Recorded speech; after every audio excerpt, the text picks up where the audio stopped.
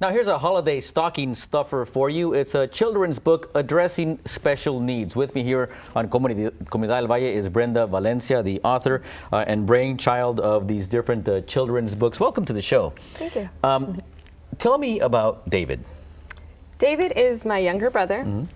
He's 21. He was born when I was 6 years old, and he was born with cerebral palsy. And he's just kind of the light of our family's life and been my main inspiration in life. And I kind of just want to show people what a great person he is, what he has to offer, and what other children with special needs have to offer as well. Now, this is a book, or this is a series of books that we should probably recommend to every family out there, whether you have a special needs child or not, because this will actually teach your own children at home how to maybe treat children who have special needs. Isn't that correct? Exactly. Tell us about that. So when I was younger, I remember kids making fun of David and his special needs, and kind of just there's a lot of bullying that goes on in schools. And so when I got to high school, I wanted to do something about that. And so I wrote the series of children's books with different focuses. This one, a little different from me, focuses on teaching children about other children with special needs and telling them that although there are things that they do different, there's a lot of things that they do just like us. So this would be the book to get the child who has a family with a child who don't have special needs. Who doesn't have special needs, correct. Correct. It's for the general public. I think this is for all children.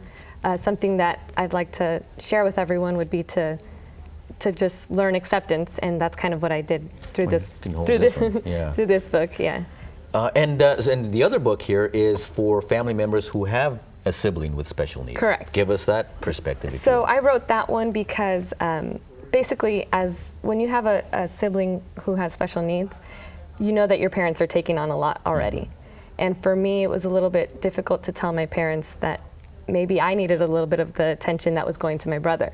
And so I wrote this to kind of bridge that gap and teach parents that maybe their other children are also facing something and they need a little bit of extra attention as well. And so hopefully this can be that form of communication between parents and children, the siblings of the child with special needs. So this is kind of a special guide for those parents. I mean, I didn't realize that you would feel maybe left out on certain occasions. Yeah, because a lot of times, parents or people will say, all the attention goes to the one with the special needs, and sometimes they're like, poor thing, or and you still have the other children who are maybe, like for us, we had David would go to physical therapy, or he'd be in the hospital, and he'd always just be at doctor's appointments, and sometimes that meant we couldn't go to the park, or we couldn't go do the things, couldn't go to Disneyland. Was there some resentment? A little bit of resentment there, yeah. And so this was kind of for me, it was a form of therapy to kind of talk to my parents and let them know this is what's going on without hurting their feelings. And so I hope that this can also help other children maybe speak to their parents about the issues without hurting their feelings as well. How did this series of books how did it help your family stay united? And I mean, the words that you write about your brother are just truly amazing. The love that your family have for him, the blessing you say he was for your family. Yeah, I think David's the blessing in itself, and then these books came after that. But I think the books just helped me express what a great person he's been in my life. And I hope that they can do the same for other people. So where are you taking these books, and how well received are they wherever you're taking them? The What About Me came out in 2004, just straight out of high school at that point. So I didn't really know how to get them out to people or let people know about it, except for in my own neighborhood, which is South San Francisco area. And so a little different from me, I'm hoping to kind of expand it. I've done a few things with the National Hispanic University in San Jose, and also local organizations, but such as PARCA, which is a organization for special needs, but I'd like to expand it as much as possible to try to help people. And it doesn't have to be cerebral palsy; it can be autism, it's for all special needs. It's not just specifically for cerebral palsy. All right. Well, let's give you a little bit of information if you'd like to learn more about this series of books. Her name is Brenda Valencia, and there's is this the best way to get a hold of you, the Facebook address here, or is there a better way to yeah, get it? there's the Facebook page. The books themselves are available on Amazon.com. Okay. You can look up Brenda L. Valencia or the titles themselves, and it should come up there, as well as email address, which is B as in boy, lv711@gmail.com. All right, give us a call here at the station. We'll be happy to put you in touch with Brenda. We'll be back after these messages and talk more about the wonderful work that these books are actually doing in our community, so stay with us. We're back here on Comunidad Del Valle with Brenda Valencia, who is a local author writing about how to maybe deal if you have a child at home with special needs, or maybe one of your children has a classmate or a friend who has special needs, maybe how to cope and understand what special needs really means. So tell us, David, how is David doing, and what's a prognosis, if you will? Well, when he was younger, they had told us that he wouldn't walk, he wouldn't talk. He was probably going to just end up in a vegetated state for the rest of his life. Now he's running. He plays soccer for a special needs team. He plays baseball for a special needs team. He's singing. Wow. He sings. He loves singing with mariachi and banda music. So he's the first one on stage at any party, and he's doing very well. He's reading. He's going to school. He'll be graduating from high school this year. For our district, he's allowed to stay in high school up until the age of 22. So this is his last year. And so he'll be graduating from high school on stage just like everybody else. Very nice. For those who might need to listen to this, talk about what bullying someone with special needs, what that does to the person who has special needs and to the siblings of the child with special needs. Well, I think in our situation, David maybe doesn't have the mental capacity to understand that they're bullying him. But I remember for us, it was a little bit more difficult because you want to stand up for your brother. It's one thing when somebody's making fun of you, but you see your little brother who can't help himself, and it hurts on a deeper level. And so I'd like to see that stop. I mean, I'd like to see all bullying stop, but more so when somebody can't help themselves, it hurts more, yeah.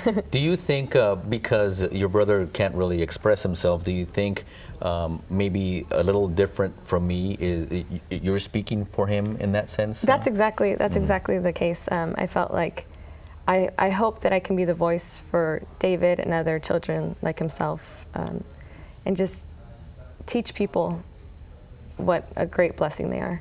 What's next? I mean, I don't know that writing was your career choice, but it seems like it seems to be flowing okay. Yeah, it's actually, I mean, I have my career going, but this is something that I'm passionate about and seems to just come naturally for me. And so hopefully I could just keep writing books about this and in different, maybe hit different topics along the way. But we'll see what happens. Yeah. Well, camera 3 is yours. Look in that camera and talk to the folks at home who might have children with special needs, and give them some encouragement, if you will, on how to not give up and how to be supportive of that child and to stay positive. So I think my words to you would be, when the road seems like it's going to be really difficult, just to keep having faith that it's going to get better, because not every day is going to be the greatest thing. That maybe your child might not do all these great things in one day. It might take some time, but just have patience and understand them. And if you have other children in your family, make sure to set a little bit of time away to spend one-on-one time with them as well, and just embrace all of your children the same. You kind of touched on this earlier, but how close do you think David has brought you and your family together? Oh, I think he's definitely just what holds us together. There's a lot of things you learn when you have a child with special needs in your family, and I think one of them is just not to take today for granted. And he showed us. I mean, there was points in his life when we didn't think he was going to make it. So it pulls you close when you know that someone you love is you can lose them any day. So. And how do you talk to folks who might be playing the blame game at home, saying, my child was born this way, nació así porque tú eres, or because it came from. I mean, how do you stop the blame game and not focus on yourself, but focus on your child? Yeah, you know, I don't have a child, so I didn't. I think that wasn't really something that I had to deal with. That was something more so for my parents.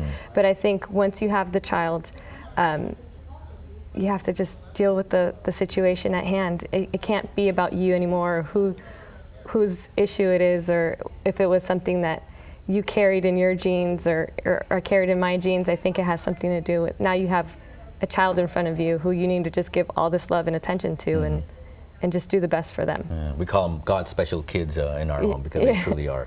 There is the Facebook information for Brenda. Log on. Again, you can buy these books on Amazon.com. The titles are A Little Different from Me and What About Me. The author is Brenda Valencia. Thank you so much for the work that you're doing. Any final thoughts for our viewers out there?